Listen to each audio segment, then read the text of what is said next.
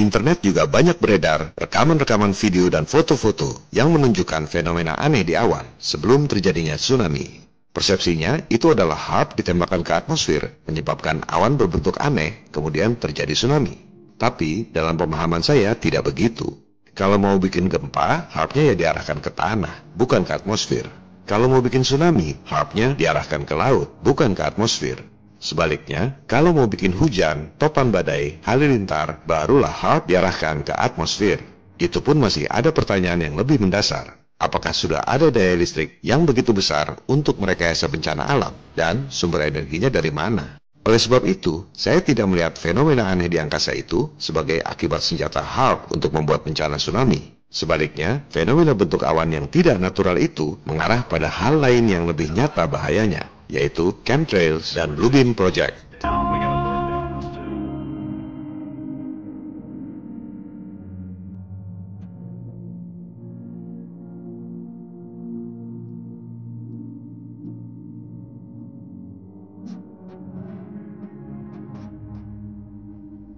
Yang lebih nyata dan berpotensi lebih bahaya dari HAARP menurut saya adalah chemtrail atau chemical trail. Bahan-bahan kimia yang sengaja disebar di atmosfer dengan menggunakan pesawat. Ini adalah geoengineering tapi bukan HAARP. Kita pahami dulu perbedaan contrail dengan chemtrail. Yang di sebelah kiri itu adalah contrail, kondensasi akibat mesin pesawat. Asapnya cuma sedikit dan dalam beberapa menit akan hilang bekasnya di udara. Yang sebelah kanan itu adalah chemtrail, volumenya masif, dan selama berjam-jam tetap mengotori udara kita. Kalau para pembantah masih tak bisa membedakan, berarti ada yang salah dengan mata dan tingkat kecerdasan mereka.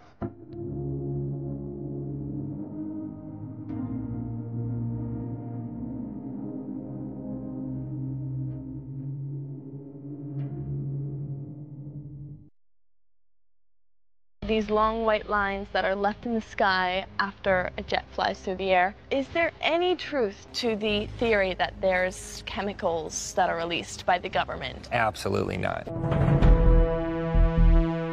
They are very much conspiracy theories.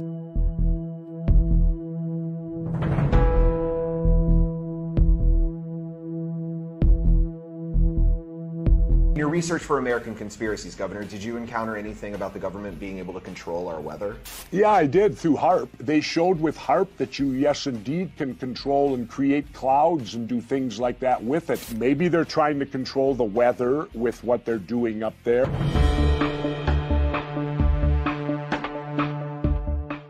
But to be poisoning us and to be putting things in the air that are ultimately going to harm us, aren't they likewise harming themselves? Jadi, mana yang benar? Chemtrail adalah normal dan tidak berbahaya, seperti kata para pembantah, atau semprotan bahan-bahan kimia berbahaya, seperti yang dikemukakan para pencari kebenaran? Kita langsung saja pada kesimpulannya. Pertama, penggunaan senjata kimia lewat udara bukanlah barang baru.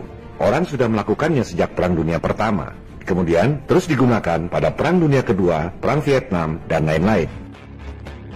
Chemical weapons can be both powerful and terrifying. Toxic substances that attack the skin, blood, nerves, or respiratory system, causing painful injury and maybe even death. It's estimated that during World War I, chemicals like mustard gas injured 1 million soldiers and killed 100,000, often in horrible, painful ways. However, countries were still making the weapons, setting the stage for incidents like the US's use of Agent Orange in Vietnam in the 60s. Kedua, berdasarkan data-data rahasia yang sudah boleh dipublikasikan karena kadaluarsa, atau istilahnya declassified berdasarkan Undang-Undang Kebebasan Informasi, militer Amerika terbukti meracuni rakyatnya sendiri dengan senjata kimia dari udara.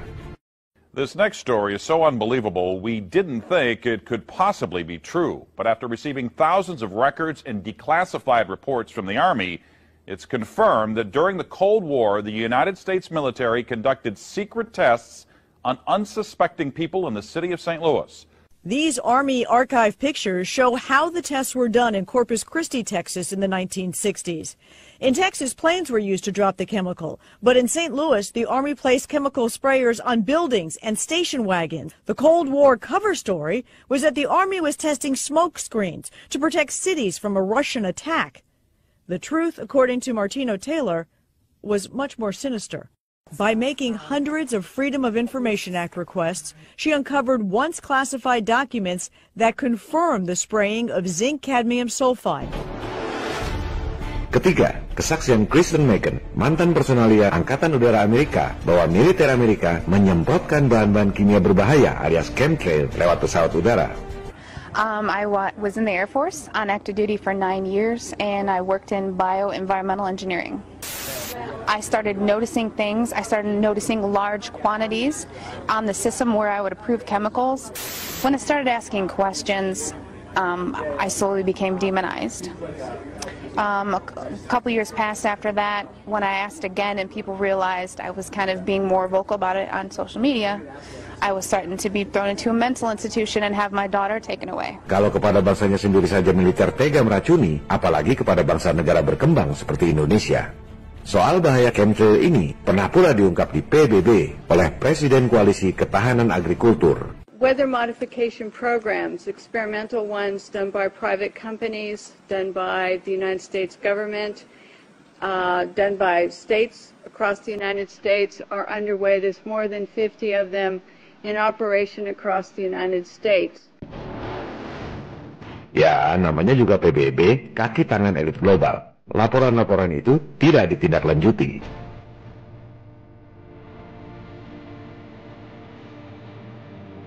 Keempat, teknologi penyebaran bahan-bahan kimia lewat udara bahkan sudah dipatenkan di Amerika. Ada banyak sekali paten tentang chemtrail.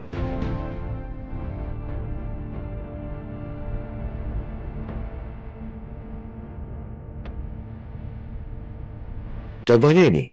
Bukti paten di Amerika bahwa chemtrail yang disemprot ke udara itu berisi aluminium oxide, bahan kimia beracun yang bahkan bisa dijadikan bahan peledak.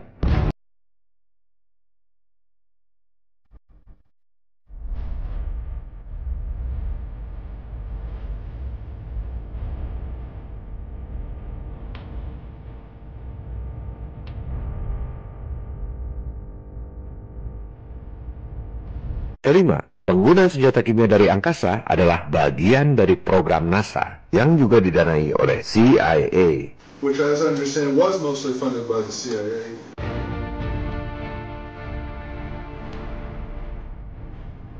Silakan Anda lihat bukti dokumen resmi NASA yang ditulis oleh kepala saintis di NASA Langley Center. Jelas sekali ditulis isu-isu strategis masa depan, garis miring peperangan masa depan. Coba baca isinya.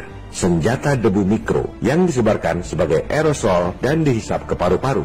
Pakai tambahan lagi, senjata kelas mutakhir seutuhnya yang legal. Masih berpikir NASA adalah lembaga sains yang bertugas menghibur Anda dengan temuan-temuan angkasa luar? Kejahatan NASA bukan cuma nipu Anda dengan ilusi bumi bola, tapi NASA memang berencana untuk meracuni paru-paru Anda dengan senjata debu mikro yang disebar lewat aerosol.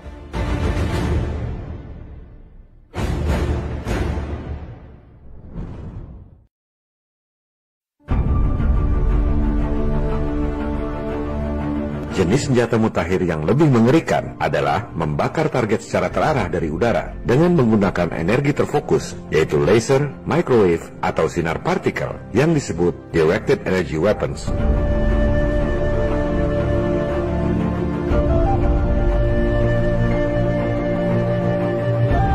Senjata pembuat bencana HAARP masih dalam tahap eksperimen karena tak mudah memperoleh sumber energi yang sangat besar untuk membuat bencana topan, gempa, dan tsunami. Sementara, directed energy weapons ini lebih mudah penerapannya, yaitu membakar dengan sinar laser, microwave, atau sinar partikel.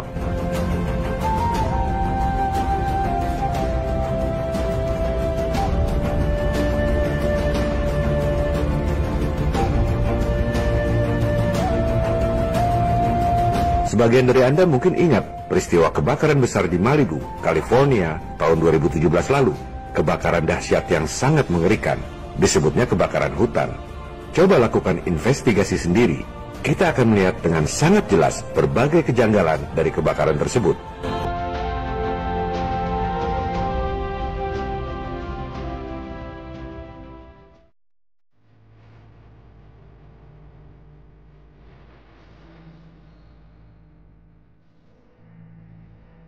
Semua rumah sirna terbakar. Beton, besi, dan baja musnah jadi abu. Tapi pohon-pohon dan rumput-rumputnya utuh. Bagaimana mungkin ini kebakaran hutan? Masihkah kita menyebut kebakaran hutan kalau hutannya justru tidak terbakar?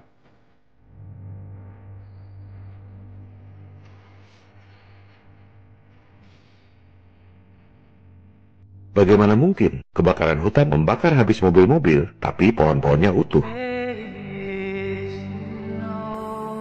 Anda lihat, besi baja meleleh. Padahal dibutuhkan suhu 1370 derajat Celcius untuk melelehkan baja. Tapi pohon-pohonnya tidak terbakar.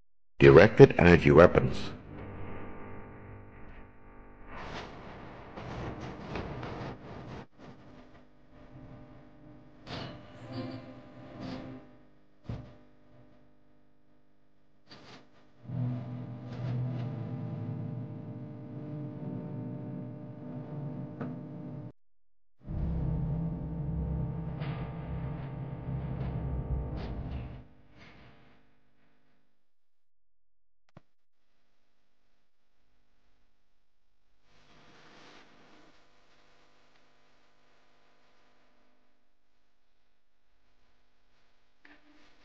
Kejanggalan-kejanggalan lainnya adalah kebakaran yang membentuk garis lurus. Bagaimana mungkin ini api natural? Sangat cocok dengan nama senjatanya, Directed Energy Weapons. Fenomena ini mengingatkan kita pada microwave yang tidak membakar plastik.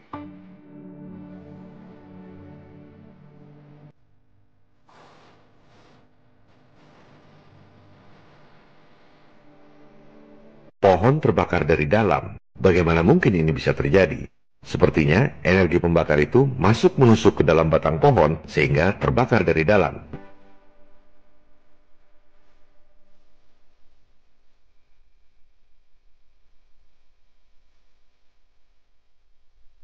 Juga fenomena ini, mobil terbakar dari dalam.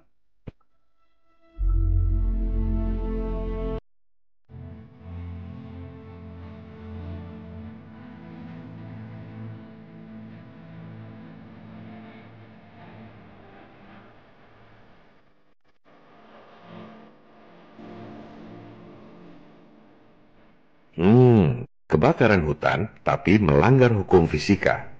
Belum cukupkah mereka menghina kecerdasan Anda?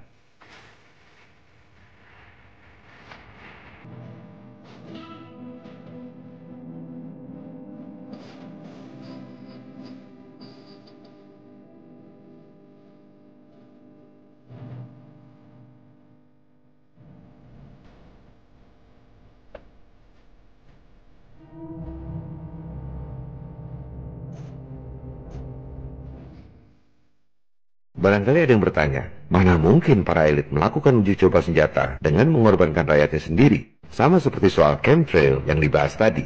Mana mungkin meracuni warganya sendiri? Pertama, para elit ini adalah globalis, tidak memandang negara maupun bangsa. Yang jahat bukan Amerika, justru bangsa Amerika yang jadi korban. Yang jahat adalah para elit di belakang layar yang menguasai pemerintah dan militer Amerika. Kedua, untuk uji coba senjata, lebih mudah jika dilakukan di negara sendiri ketimbang harus masuk ke negara lain. Ketiga, uji coba tidak dilakukan di medan perang, justru sebelum ada perang, supaya produknya laku keras pada saat ada perang. Keempat, uji coba dengan mengorbankan orang lain itu mereka perlukan, karena nggak ada orang yang mau jadi kelinci percobaan. Kelima, mereka tidak peduli pada nyawa manusia lain. Mereka menganggap diri sebagai Tuhan, dan kita semua adalah budak-budaknya. Yang kita anggap sebagai pembunuhan yang keji, mereka anggap sebagai ritual kurban yang suci. Untuk meredam bangkitnya kesadaran masyarakat, YouTube membredel channel-channel yang mengekspos kejahatan persekongkolan alias konspirasi mereka. Beberapa channel yang rajin mengekspos kejanggalan kebakaran California ini seperti A Plain Truth Channel, bukan cuma di-remove videonya, tapi sekalian di-bridle channelnya.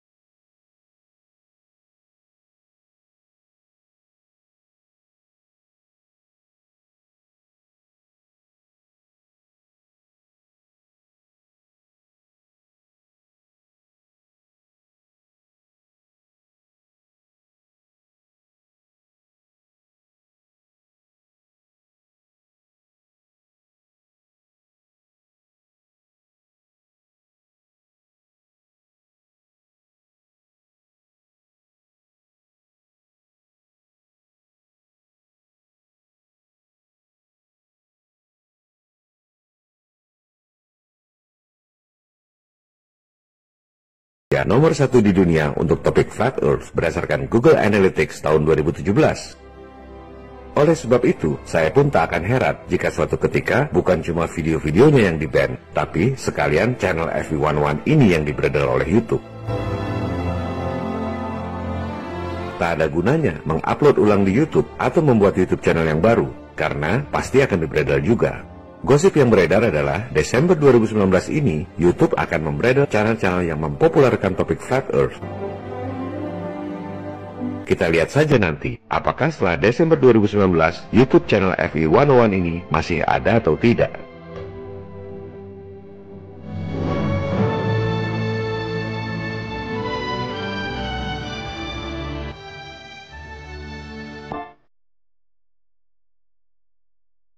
Oleh sebab itu, saya mengamankan serial video FV101 dalam sebuah situs web baru, fe101.org.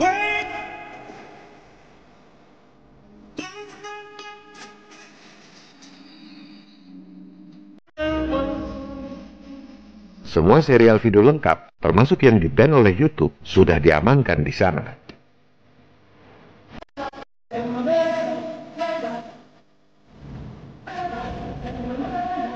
Jadi, kalau suatu ketika channel Flat Earth 101 ini di-bridle oleh YouTube, silakan klik fe101.org.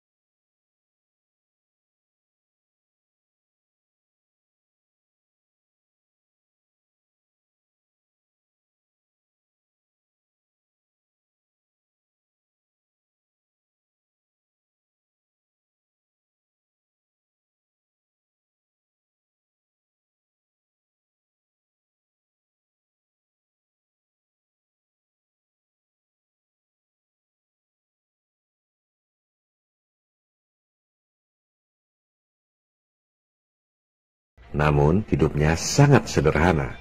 Ia memiliki aset senilai puluhan miliar rupiah yang rupanya menjadi incaran manusia-manusia berhati iblis yang ada di sekelilingnya.